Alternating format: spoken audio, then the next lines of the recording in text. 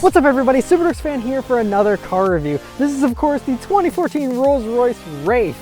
Huge thanks to Andy for allowing me to review his beautifully elegant Rolls-Royce here for you guys today. So about the Wraith, well, I absolutely adore coupes, and Rolls-Royce did, I think, the most stylishly. This one is just so elegant. I mean, you look at the side profile, just how low slung it looks. And I love the two-tone look of this one too, with the black on top and the silver grayish on the bottom here. It just looks so sharp, and the owner has blacked out a lot of the stuff that is usually chrome on Rolls-Royces as well, so it really gives it a sinister and really understated but aggressive look that it's just amazing. And so yeah, I mean, I absolutely adore the way these look. The Wraith I thought was such a cool idea, them making a coupe version of the Ghost essentially, and it just looks so sporty, and just from every angle though, it's so imposing, and just, I mean, everything, you know, between the Spirit of Ecstasy, which is crystal here and just looks so amazing to have that there, and just the big bold grille, and you know, of course you got some nice pretty large wheels there with the Rolls-Royce emblem that always stays upright, and just all those cool little touches just make this thing have so much presence on the road and even when it's parked. Right, so for the interior of the Rolls-Royce Wraith, well, about the interior, oh man, it's amazing. Anyway though, first things first, sitting down in these seats, extremely soft, very plush and comfortable seats that just feel really nice to sit in. Of course, this being a luxury car, not necessarily a sports car, you know, the bolstering is a little bit on the wide side. It's a little more relaxed, which is what you want in a Rolls-Royce. So they're just really ideal seats. And of course, this being a Rolls-Royce, they have a massage function. They're heated and they're cooled. So they just got all the options you could want, and they just are awesome seats. Next is the steering wheel in the Rolls-Royce Wraith, which is a really nice, a large steering wheel. That's one thing that I've noticed here. But really nice 9-3 grip, and just a nice leather-wrapped wheel with it, you know, extremely high-quality leather, as you would expect out of a Rolls-Royce. And all the buttons, I mean, it's all metal, and it all just has wonderful resistance and just so high quality, every little thing. And, you know, the other couple buttons here that are, you know, this piano black plastic are also very nice.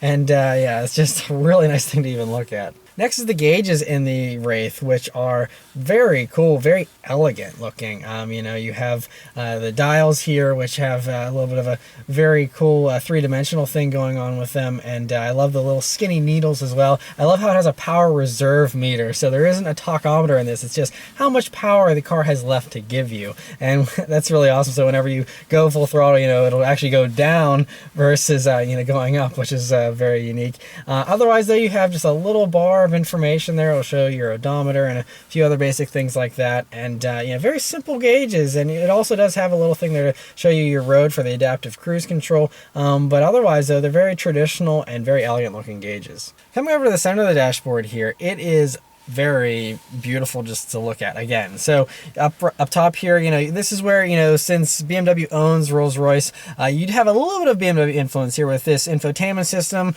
which you know, mirrors iDrive in a lot of ways. You know, obviously you have bespoke menus, and you know, everything has its own look to it, but you know, the same basic kind of mechanics. So if you know how to work iDrive, you'll know how to work this, no problem. And it's just really nice. I like the lighter you know, backgrounds and everything for it. It kind of gives it a little bit more of an upmarket kind of feel. And so yeah, I mean, all the maps and everything are all pretty good, like other, you know, BMW products and stuff. And so very nicely done there. Coming down to the rest of the climate controls and whatnot, again, everything's just so different. I love, you know, these large vents that you have here, and these pulls that are very just heavy to pull and just awesome. You have these glass buttons here for you know, the audio CD thing and things like that there, and then you know, everything is just different in this thing. So you come down here, and you know, of course the climate controls have a very nice resistance to them, but it's not like, you know, how normally on cars there's just different modes and it's just a numerical thing. This, it's off, or it's soft,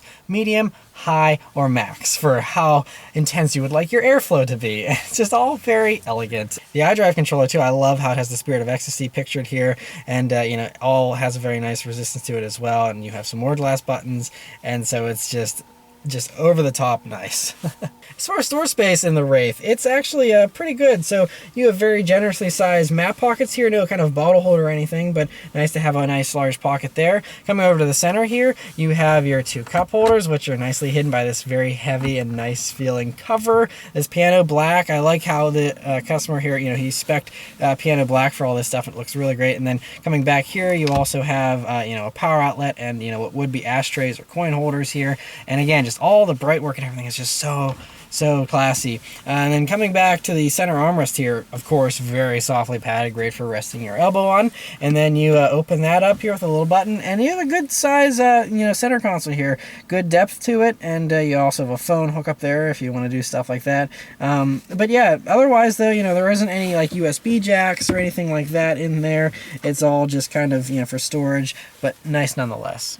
As far as the back seat in the Wraith, as you would expect from a large coupe like this, it's very spacious and accommodating. So, you know, I'm 5'9", me sitting behind myself, I still have a couple inches of legroom there and plenty of headroom there. And so it's just a very spacious, of course, they have their own storage and cup holders and their own center armrest. And of course, they have their climate controls and everything back there. So it's just as comfortable as the front seats here. Speaking of headroom though, one amazing thing about the Rolls-Royce Wraith is this Starlight Headliner that you have here, which is very cool. You can have your own constellation even if you want, and all of these have different intensities to these lights. It's a fiber optic thing, and they'll twinkle and sparkle individually at, you know, random times, and so it actually looks like you're looking at the night sky, and it is one of the coolest features. It's not cheap. It's about 12,000 bucks for the option, but I mean, if you're spending this kind of money, that's well worth that, just because it's so cool, and no other car in the world has that. So I mean, that alone is enough reason to get that. So such a cool feature, and yeah, one of the things that really just shows just how over the top and amazing the Wraith is. All right, so let's start off and go for a drive. The Wraith has this very nice, large, chunky key fob here, but it's got a really nice weight to it. You even have a 3-dimensional Spirit of Ecstasy there, if you can see that. It's pretty sweet. So anyway, of course, you just leave this key in your pocket here, hit the engine start button, and you can barely even hear it start up. Very elegant noises, of course, for the fasten safety belt signs and stuff. But yeah, just so quiet in here. That's one thing. You have double pane glass. The doors are super thick. Everything is just so quiet. Before we set off though, one really cool thing is the self-closing doors that I want to show. In addition to also, there's always an umbrella here in the doors of Rolls-Royces, which is a very cool little feature. But you hit this button up here and it closes the door. No hands. It's pretty amazing. Alright, so setting off in the Rolls-Royce Wraith. Well, this is incredible. The most expensive car I've ever reviewed so far, and by far the most comfortable. And so, we're on this park road here, and first thing you notice is, of course, how smooth the ride is. It's amazing. It is definitely by far the smoothest car that I've ever driven as far as suspensions go. I mean, whenever you hit potholes and stuff, you don't even like feel them. Like, you actually hear them more than you feel them. I'm surprised you even hear them with how much sound deadening there is in here. But it's just, you just float along. Like, people use that expression all the time, but you really do just glide in this car. It's kind of crazy just how buttery smooth this is. In addition to that smoothness, the smoothness of the steering is also, I mean, it's kind of amazing just how it has a nice weight and a nice feedback to it. It's very rich feeling, I suppose, but it's very gradual, and you can be very precise, but it's delicate at the same time, and it's kind of amazing. Other things that you notice right off the bat, well, visibility is actually quite good here in the Wraith. You do have a very long hood, of course, with the Spirit of Ecstasy guiding your way there. It's awesome to see that. I love hood ornaments, and Rolls-Royce is one of the few that still does that, and so great to have that to look at while you're driving down the road here. But yeah, a good view forward, view out of the sides is great as well. You have no B-pillar here, so it's excellent visibility there as far as the sides go. And the view out of the back, you do have a little bit of a slope there for the rear window, but you can see out of it just fine. For example though, here is a speed bump. That was a speed bump, and you hardly even feel it. It's remarkable how this suspension soaks up bumps. Another thing that you notice is setting off from a stop, you basically can't even hear the car. It's so quiet, it almost seems like a hybrid or something, like it's running on electricity whenever you're just getting started. It's not, but it's just, that's how quiet it feels, that you actually feel like you're driving something electric here. Once you get up and going, then you can hear the mechanical workings a little bit more, but it's just amazing. Alrighty, so, not a drag racer, but let's turn on to this back road here and see how it does.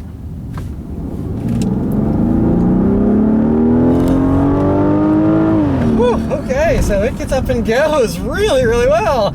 So the Rolls-Royce Wraith has a 6.6 liter twin turbocharged V12, which does 624 horsepower and 590 pound-feet of torque, which just whisks you along. It's kind of amazing how it's not like a kick you in the back of the neck kind of thing. It's just, it's a very gradual, but when it kicks in, I mean, it literally is just like a huge shove just to make you fly forward. 0 to 60 time on these, by the way, is 4.1 seconds, which is right around like a BMW M4.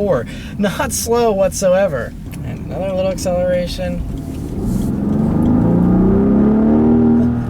Yeah, it does pretty good. I mean, this is a heavy car. These things weigh 5,300 pounds or so. So, I mean, it is extremely heavy. I mean, that's heavier than most, full-size SUVs. So, I mean, that's just the way it is. But I mean, that's what the price you pay for all this extra luxury. It's heavy with all the sound deadening and all that kind of stuff. It feels like a bang fault you're driving around in, and it's just super impressive. And the power and the speed and performance isn't what this car's mission is anyway. It's just a nice perk that if you need to get out of the way or you need to get somewhere in a hurry, this will gladly do it.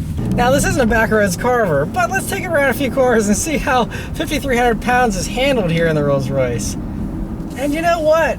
I mean, it's doing a pretty good job. I mean, it's not the most confidence inspiring, so it's not your first choice for a backroads carver. But then again, if you're wealthy enough to have one of these, you can easily, I'm sure, have some kind of dedicated backroads carver, for whenever you really do want to blast up a back road. But it handles it really well. I think the theme of this and their goal for this is buttery smoothness in every way, and it definitely has that.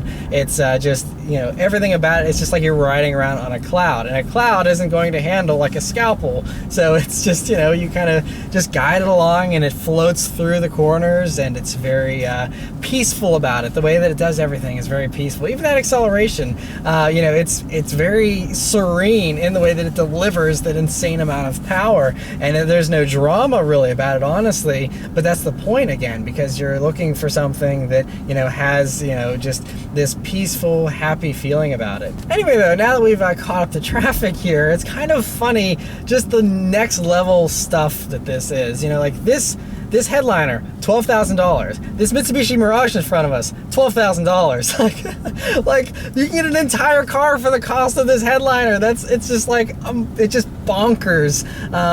Just how much these costs. But I think if you have the money, then it's absolutely worth it. I mean, because as you're just cruising along here now, I mean, talk about the best daily driver you could possibly have. I mean, it's the smoothest, quietest ride you could ever want or expect out of a motor vehicle that's rolling around on rubber on hard cement. It doesn't get much better than this, and so it's really spectacular. It's an enjoyable thing to drive. That's another thing though about this, is it's not very intimidating to drive. Once you get over the price factor, as far as the size of it, it's actually not too intimidating. It's I would say on par with your average muscle car or a large American vehicle, or even some of the larger German stuff, S classes and stuff like that. I think you might have a little bit of a larger hood and you're sitting up maybe a little bit higher, but otherwise it's really not bad as far as driving goes. So you don't have to be terrified of fitting in your lane or anything like that. It's actually extremely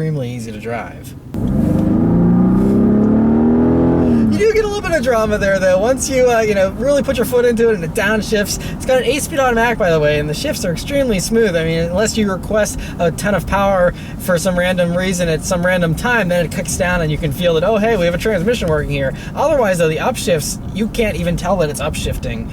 It just feels like everything's just very fluid, and it's just, like I said, it's incredibly refined in every single way. This engine, you can really only hear it whenever you put your foot into it either, because otherwise it's just again, everything is quiet. You know, this is the type of car when you want to be isolated from the world. You don't want to hear the things going on around you. You don't want to feel the things going on around you. You just want to be, you know, wafted along in the utmost luxury and, you know, ease your mind and relax. This car is a very relaxing car to drive, and it's just an absolute pleasure.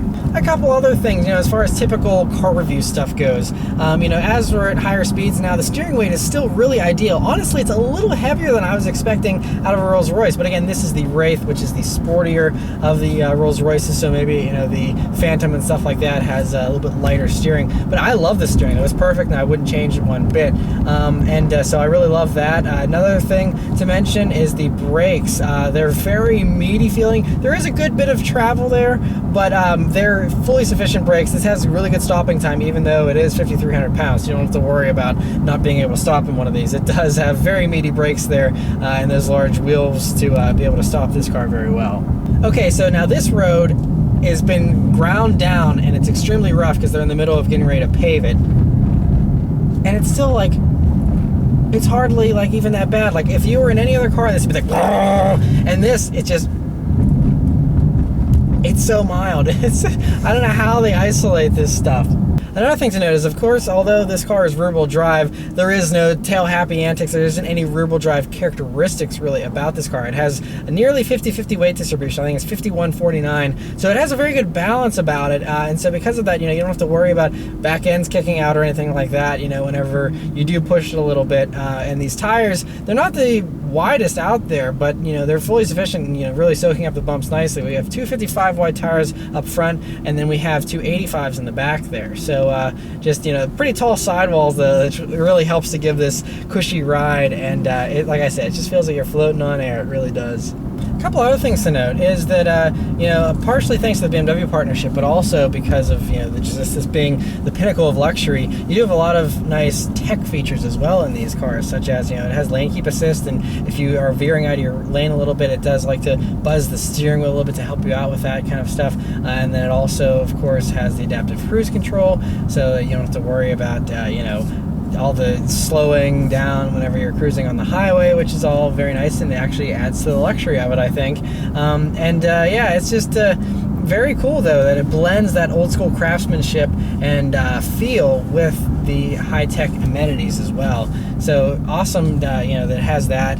And one other thing that I just want to mention here before I go is all the looks that you get, of course, in a Rolls-Royce. And it seems like nearly everyone knows how to identify a Rolls-Royce. Any other car on the road, you know, can often be mistaken. They're not totally sure, but everyone knows a Rolls-Royce. There's been multiple people, as we've been driving by, I've seen the mouth, Rolls-Royce, and it's just like, you know, everyone's looking at it and stopping and staring and checking it out, and it has a presence, and it's, you know, just, I don't know if it's the size or what it is, but there's just some unmistakable quality that sets Rolls-Royce apart, that whenever anyone sees it, even if they're not a car person, they see this and they know, wow, that's impressive. And that's something that, you know, a lot of other companies, they have to use dramatic styling, or, you know, there are other things to attract that attention, or, you know, generate that excitement. This, it's just like baked in. It's just, I don't know what it is. It just has something about it that everyone knows, wow, that is impressive. And it's kind of this immeasurable quality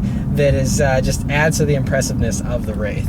But yeah, so overall, I mean, this is just, you know, a fantastic car to drive, as anyone could expect and would assume out of a Rolls-Royce. And the Wraith here, it is sporty. I like the power, and, you know, the handling, like I said, is good enough for what you're using one of these for, and it's just a fantastic thing to drive. So huge thanks once again to Andy for allowing me to review his very, very nice Wraith here. It's just an incredible experience to be able to drive a Rolls-Royce.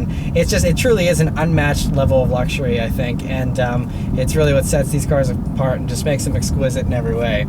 So anyway, huge thanks once again to Andy for letting me review his here, and thank you guys very much for watching. Let me know your thoughts on the Rolls-Royce Wraith, and I'll see you guys next time. Take care.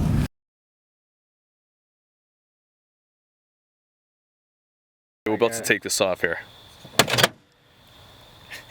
So crazy.